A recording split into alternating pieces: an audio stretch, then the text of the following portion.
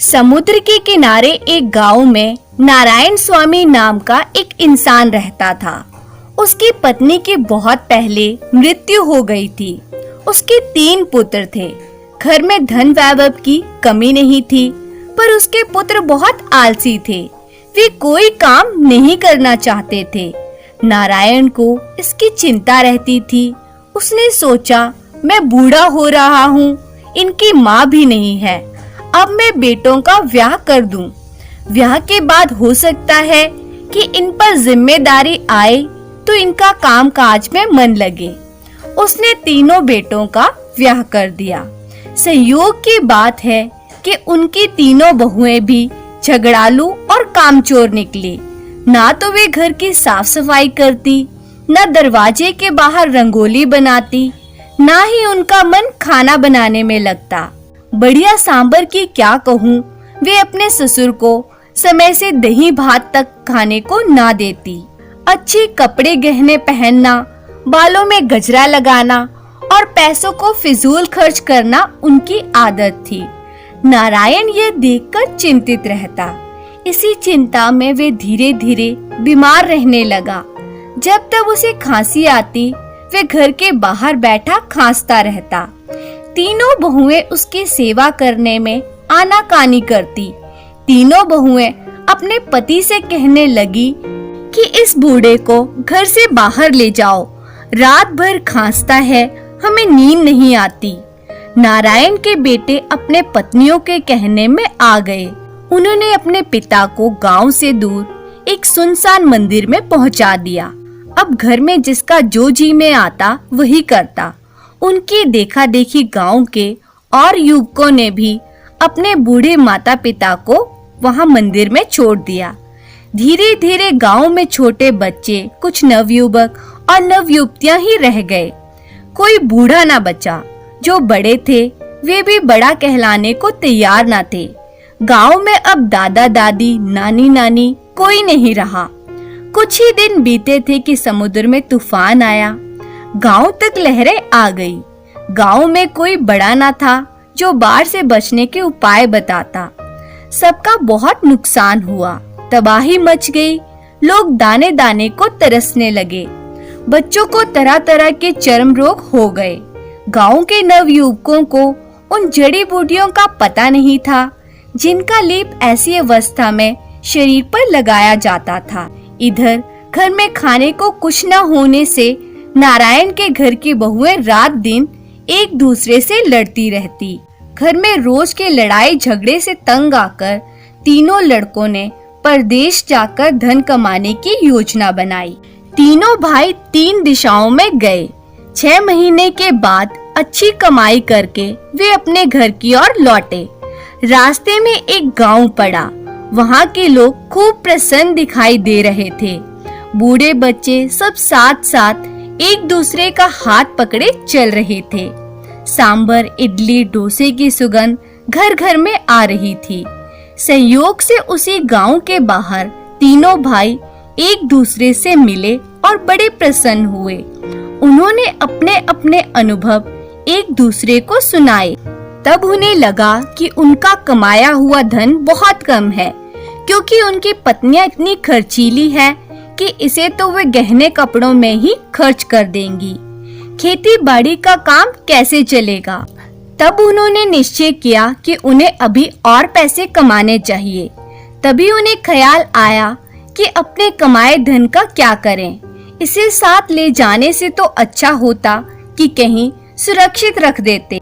इतने में उन्होंने देखा कि थोड़ी दूरी पर एक कुएं के पास 3 स्त्रियां पानी भर रही हैं। उन्हें देखकर लगा था कि वे किसी सम्मानित परिवार की हैं। उन्होंने सोचा कि इनसे पूछें कि क्या ये हमारा धन कुछ दिनों के लिए रख लेंगी। अतः वे उनके पास गए और बोले, बहन, हम आपको जानते तो नहीं, क्योंकि हम परदेसी हैं। हमारे पास धन है, क्या आप उसे अमानत के रूप में कुछ दिनों के लिए रख लेंगी? हम सब 6 महीने बाद वापस आकर उसे ले लेंगे। पहली स्त्री बोली, हाँ भाई, रख लूंगी। मेरा नाम क्षमा है। अभी तो हम कुएं पर हैं। हम आपका धन अवश्य सुरक्षित रख देंगे, बस शर्त इतनी है कि आप अपनी अमानत वहां लेने आना जहां वह मिले, जिसके पेट में दांत हो। दूसरी बोली, भाई याद रखना, मेरा नाम दया है। आप अपनी अमानत वहां लेने आना जहां वह मिले, जिसके पेट में पानी हो। तीसरी ने कहा, और मेरा नाम श्रद्धा है। आप अपनी अमानत वहां लेने आना जहां वह मिले, जिसके पेट में मूंछ हो। तीनों भाई इन शर्तों को सुनकर चकराए और पूछ बैठे, बहनों, आपने ऐसी शर्तें क्यों रखी? इनका क्या अर्थ है? वे बोली, शर्त इसलिए रखी है कि इसके बारे में केवल आप लोग ही जानते हैं। हमें विश्वास रहेगा कि अपना धन आप लोग ही लेने आएंगे। जहाँ तक इनके अर्थ की बात है, तो इसका मतलब कोई भी बड़ा बूढ़ा अनुभवी व्यक्ति बता देगा। तीनों भाइयों ने सोचा, यह बात तो जब हम लौटेंगे तो यहीं किसी गांव वाले से पूछ लेंगे। कम से कम यह तो निश्चित है कि हमारा धन सुरक्षित रहेगा। अभी तो धन कमाने चलें। तीनों खुशी खुशी स्त्रियों के पास धन रखकर चले गए। 6 महीने बीतने पर वे तीनों भाई फिर लौटे और उसी कुएं पर बैठे। लंबी प्रतीक्षा के बाद भी उन स्त्रियों का कुछ पता न चला। अब उन्होंने गांव के लोगों से उनका नाम बताकर पता ठिकाना पूछा। गांव का एक वृद्ध बोला, यहाँ हमारे गांव में हर घर में रहने वाली स्त्री दया, क्षमा और श्रद्धा का रूप है। सब में इतनी क्षमा है कि कोई चोर के पकड़े जाने पर भी उसे चोट नहीं पहुंचाता। सब में इतनी दया है कि कोई भिखारी हमारे यहाँ से भूखा नहीं लौटता। और श्रद्धा तो हमारे गांव की हर स्त्री में है, क्योंकि वे सब अपने से बड़ों का आदर करती हैं, उन्हें सम्मान देती हैं। अब तुम बताओ कि तुम लोग किसको ढूंढ रहे हो? तीनों इस बात को सुनकर हैरान हो गए। तब उन्होंने वे शर्तें दोहराई जो उन स्त्रियों ने उन्हें बताई थी। वृद्ध बोला, ये बात तुम्हें अपने बुजुर्गों से पूछनी चाहिए, मैं इसके बारे में कुछ नहीं बता पाऊंगा। तीनों भाई उदास होकर अपने घर की ओर चले। चलते चलते छोटे भाई को याद आया कि संभवतः इन शर्तों का मतलब उनके पिता बता सकें। उसने अपने भाइयों से कहा, भाई क्यों ना अपने पिता के पास चलकर इसका मतलब पूछें। बड़ा भाई बोला, हमने पिता के साथ अच्छा व्यवहार तो किया नहीं है, अब किस मुंह से उनके पास जाएं? बीच वाले ने कहा, भूल किससे नहीं होती, हमें अपने पिता के पास चलने में कैसी शर्म, चलो चलते हैं। वे तीनों अपने पिता के पास मंदिर में पहुँचे। वर्षों बाद अपने पुत्रों को देखकर नारायण स्वामी बहुत प्रसन्न हुआ। लड़कों ने अपने आने का कारण बताया। तीनों शर्तें सुनकर उन्होंने कहा कि ये जानना तो बहुत सरल है। उस गांव में जिस घर में आम, नारियल और अनार के पेड़ हो वहां जाओ। जिसको स्त्री ने पेट में पानी होने की बात कही है, वे नारियल के पेड़ वाले घर में चला जाए। जिसको पेट में दांत होने की बात कही है, वे अनार के पेड़ वाले घर में चला जाए। जिसको पेट में मूंछों के लिए कहा है, वे आम के पेड़ वाले घर में चला जाए। इतना सुनते ही तीनों भाई पीछे गांव में लौटे और घरों को खोज लिया। नारियल के पेड़ वाले घर में जब बड़ा भाई पहुंचा तो वहां दया मिली। वह बोली, हाँ भाई, आपकी अमानत पेड़ के नीचे जमीन में सुरक्षित है, आप उसे ले लीजिए। तो बड़े भाई ने अपना धन वापस ले लिया। अनार के पेड़ वाले घर में जब मंझला भाई पहुंचा तो वहां उसे क्षमा मिली। वह बोली, हाँ भाई, आपकी अमानत पेड़ के नीचे जमीन में सुरक्षित है, आप उसे ले लीजिए। तो उसने अपना धन वापस ले लिया।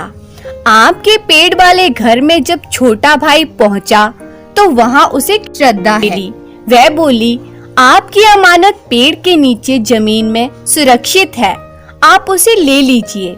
इस तरह तीनों भाइयों ने अपना धन वापस लिया और घर वापस लौट चले। अब उन्हें एहसास हो चुका था कि जीवन में बड़े बुजुर्गों का होना बहुत जरूरी है। अगर वे अपने पिता से ना मिलते तो उनकी ये पहेली कैसे सुलझती और उनका धन कैसे वापस मिलता। वे तीनों अपने पिता से माफी मांगने के लिए उनके पास जाते हैं और उनसे अपनी गलतियों और लापरवाहियों की माफी मांगते हैं। उन्हें देखकर उनके पिता बहुत खुश हो जाते हैं और उन्हें माफ कर देते हैं। वे तीनों भाई अपने पिता को घर वापस ले आते हैं और अपनी पत्नियों को भी समझाते हैं कि वे हमेशा उनके पिता का आदर सत्कार करें।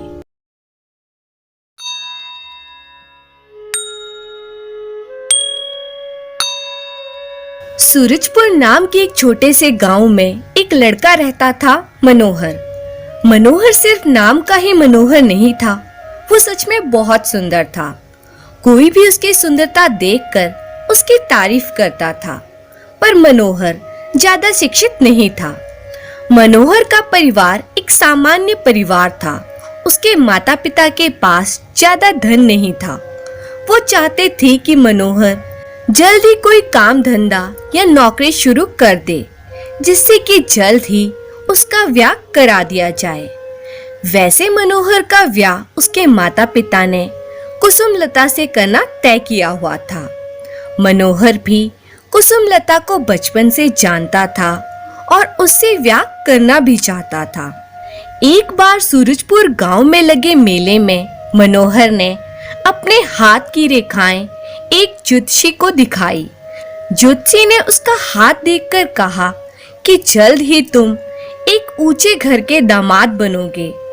मनोहर में जल्दी से जल्दी अमीर बनने की इच्छा तो पहले से ही थी। ज्योतिषी की भविष्यवाणी ने उस पर बहुत प्रभाव डाला। कुसुमलता जिससे मनोहर का ब्याह होना तय था, उसके पिता धनी नहीं थे। इस वजह से मनोहर असमंजस में पड़ गया कि कुसुमलता से ब्याह करूं या नहीं। तब उसकी माँ ने उसे समझाया कि ऊंचे घर का दामाद बनने की इच्छा है तो तुम्हें पहले खुद बड़ा बनना होगा। कुसुमलता से शादी करके भी तुम सुखी रह सकते हो। ज्योतिषी की अंट-संट बातों में आकर जीवन बर्बाद मत करो। अगले ही दिन गांव का जमींदार रत्नाकर मनोहर के घर आया। रत्नाकर पूरे गांव में सबसे धनी आदमी था। उसने प्रस्ताव रखा कि मनोहर की शादी उसकी बेटी कल्पना से करवा दी जाए, क्योंकि कल्पना उसे बहुत पसंद करती है और बदले में वो 3 एकड़ जमीन भी भेंट के रूप में देगा। अब ये सब सुनकर मनोहर को ज्योतिषी की बात पर पूरा यकीन हो गया और उसने कल्पना से शादी के लिए हाँ कर दी। इधर जब कुसुमलता को ये बात पता लगी तो वो बहुत दुखी हुई। वो मनोहर से मिली और बोली कि तुम तो बचपन से मुझसे ही शादी करना चाहते थे, अब तुम 3 एकड़ जमीन के लालच में मुझे छोड़ रहे हो।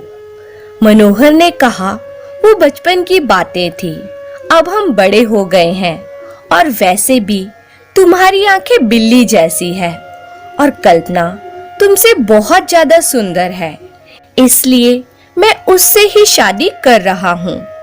कुसुमलता का चेहरा गुस्से से तमतमा गया। वो गुस्से में बोली, अब तुम्हें मेरी आंखें बिल्ली जैसी लग रही है? तुम लालची इंसान हो। मुझे बिल्ली कहने वाले देखना, तुम खुद एक दिन कुत्ते की जिंदगी बिताओगे। ये कहकर कुसुमलता आंखों में आंसू लिए वहां से चली गई।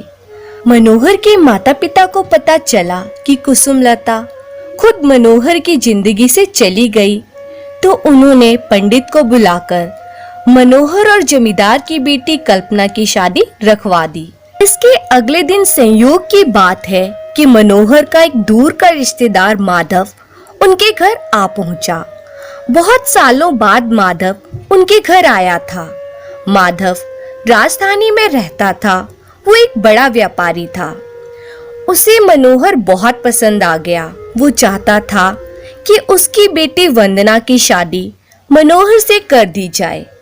उसे पता था कि मनोहर की शादी अब कल्पना से तय हो चुकी है। उसने मनोहर से कहा, बेटा 3 एकड़ जमीन लेकर क्या पाओगे? खेती करोगे तो खेती का काम हमेशा मौसम पर ही निर्भर रहता है। कभी बारिश ना हुई तो मुसीबत, कभी बारिश ज्यादा हुई तो भी दिक्कत। उसने आगे कहा, मेरी मानो तो मैं तुम्हें राजधानी ले चलूंगा और कोई बड़ा व्यापार शुरू करवा दूंगा। तुम मेरी बेटी से शादी कर लो। मनोहर ने सोचा कि जमींदार से ज्यादा धनवान तो ये ही है। फिर ज्योतिषी ने भी तो कहा है कि मैं ऊंचे घर का दामाद बनूंगा। वो इस नए रिश्ते के लिए मान गया। जब ये बात जमींदार की बेटी कल्पना को पता चली तो वो मनोहर से मिली और उसने गुस्से में कहा कि मनोहर, लालच में तुमने मुझसे रिश्ता तोड़ लिया और नई जगह रिश्ता जोड़ लिया। तो मनोहर बोला, लालच नहीं है, मुझे अपने से बड़ों की बात का मान रखना है। माधव जी हमारे बहुत ही अच्छे रिश्तेदार हैं, इसलिए मैं उनकी बात नहीं टाल सकता। और उनकी बेटी बहुत अच्छा गाती भी है। फिर जमींदार की बेटी कल्पना बोली, तुम झूठे हो, धोखेबाज हो। तब मनोहर ने खिंचते हुए कहा, कल्पना बस करो। एक तरफ मेरी होने वाली पत्नी इतना अच्छा गाती है और दूसरी तरफ तुम्हारी आवाज गधे के रैंकने जैसी लग रही है। इतना सुनते ही कल्पना ने रोते हुए कहा, अब तुम्हें मेरी आवाज गधे जैसी लग रही है? देखना, तुम अगले जन्म में गधा बनकर पैदा होंगे। ये कहते हुए कल्पना वहां से चली गई। जब मनोहर की माँ को ये पता चला तो उसने बेटे को सावधान करते हुए कहा, तुम जिससे शादी करना चाहते हो करो, पर तुम कन्याओं के शापों का शिकार बन रहे हो, ये सही नहीं है। इस पर मनोहर ने हंसते हुए कहा, माँ, वहाँ राजाओं जैसा जीवन मेरा इंतजार कर रहा है, तो मैं इन शापों की परवाह क्यों करूं? इन्हें जो बकना है बकने दो, मैं तो वही करूंगा जो मेरी मर्जी। इसके बाद मनोहर के माता पिता ने अपने रिश्तेदार माधव से कहा कि लड़का लड़की की मंगनी कर दी जाए। तब माधव ने उत्तर दिया कि मंगनी की जरूरत ही नहीं, हम जल्द से जल्द शादी ही कर लेते हैं। मनोहर भी ये बात मान गया। इसके बाद अच्छे मुहूर्त में मनोहर और माधव की बेटी वंदना दोनों की धूमधाम से शादी कर दी गई। शादी के कुछ दिन बाद ही मनोहर अपनी पत्नी के साथ राजधानी चला गया अपने ससुर जी के घर। शादी के बाद ससुर जी माधव अपने एक साथी व्यापारी से बात कर रहे थे तो मनोहर वहीं छिपकर उनकी बातें सुनने लगा। साथी व्यापारी ने पूछा, तुमने अपनी बेटी ऐसे कंगाल और नकारा से क्यों ब्याह दी? माधव ने हंसते हुए जवाब दिया, मेरी बेटी बहुत गुस्सैल है, छोटी छोटी बातों पर नाराज होती रहती है। उसका स्वभाव भी ऐसा है और मेरे पास अपार संपत्ति है। कंगाल से शादी हो जाने पर ये कंगाल कुत्ते की तरह भौंकता रहेगा और मेरे घर और बेटी की रखवाली करता रहेगा और मेरे घर में काम भी बहुत ज्यादा है और ये कंगाल गधी की तरह मेरे घर के काम भी करेगा। आगे माधव ने कहा, अब तुम समझ ही गए होंगे कि मैंने अपनी बेटी वंदना की शादी मनोहर से क्यों करवाई। ये सब सुनने के बाद मनोहर को अपनी गलती का एहसास भी हुआ और वंदना से शादी करने का पछतावा भी हुआ। धन्यवाद।